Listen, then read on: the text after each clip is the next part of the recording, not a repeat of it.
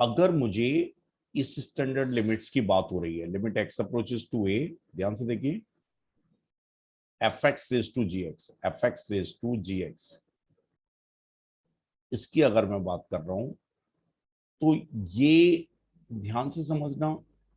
Generally student इसमें confuse हो जाते हैं, क्लियरिटी नहीं रहती। पहली बात क्या है कि एक प्रॉपर्टी होती है लेमडा इक्वल्स टू क्या होता है, ई की पावर एल एन लेमडा, ये प्रॉपर्टी होती है। तो ये स्टैंडर्ड लिमिट, ये लिमिट का यूज नहीं है, ये हमेशा किसके इक्वल आएगा, ई की power limit x approaches to A, ये हमेशा वैलिड है। इस प्रॉपर्टी का लॉगरिथमिक की प्रॉपर्टी का यूज है इसमें, और कुछ नहीं है। यहां पर इस लॉगरिथमिक की प्रॉपर्टी का यूज है और कुछ नहीं है। मतलब अगर आप ये सोचते हैं कि और कुछ है तो नहीं है।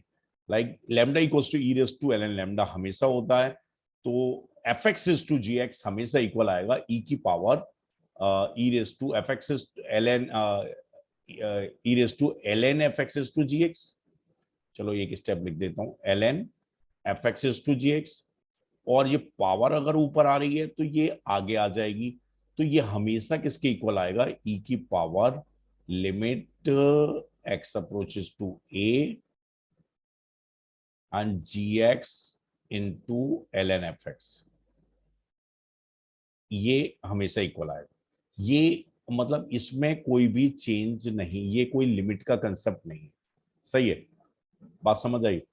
इस प्रॉपर्टी की हेल्प से कि limit x approaches to A F x to ji X always equals to e की power X approaches to A ji x into L N F X. Okay, इतनी बात समझ आई।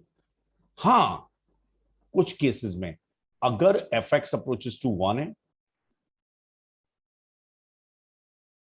अगर f x and g x, ये तो हमेशा valid है, F x भी 0+ है, जीरो की ओर अप्रोच कर रहा है, और जी एक्स भी जीरो की ओर अप्रोच कर रहा है।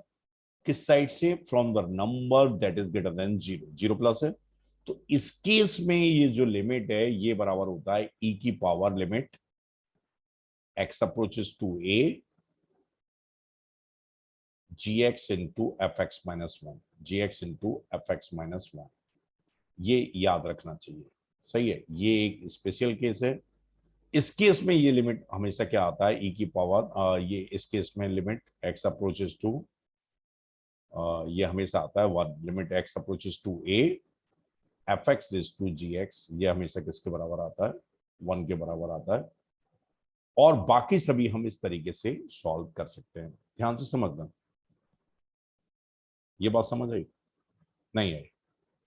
भाई ये स्टैंडर्ड लिमिट है, ये कैसे आता है ये बताया है आपको, ये कैसे आता है ये बताया है आपको, लेकिन ये हमेशा वैलिड है।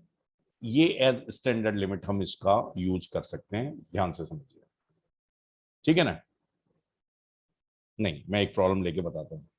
जैसे अगर मुझे सॉल्व करना है लिमिट एक्स अप्रोचेस टू 0 और 1+ sine x raise to 3/x, या मुझे लिमिट सॉल्व करना है limit x approaches to 0+ 10x raise to x। तो नाउ फोकस हियर, मैंने यहां पर ये जो एक्सप्रेशन है, दिस एक्सप्रेशन अप्रोचेस टू 1, ये एक्सप्रेशन 1 की ओर अप्रोच कर रहा है, तो मैं डायरेक्ट अप्लाई कर दूंगा। ये किसके बराबर आएगा, ई की power limit x approaches to 0 F x minus 1, that is sine X, into G x into 3/x, that is e Q, answer आ जाएगा। सही है, ये 0+ की ओर है, ये 0+ की ओर है, तो आंसर 1 आ जाएगा।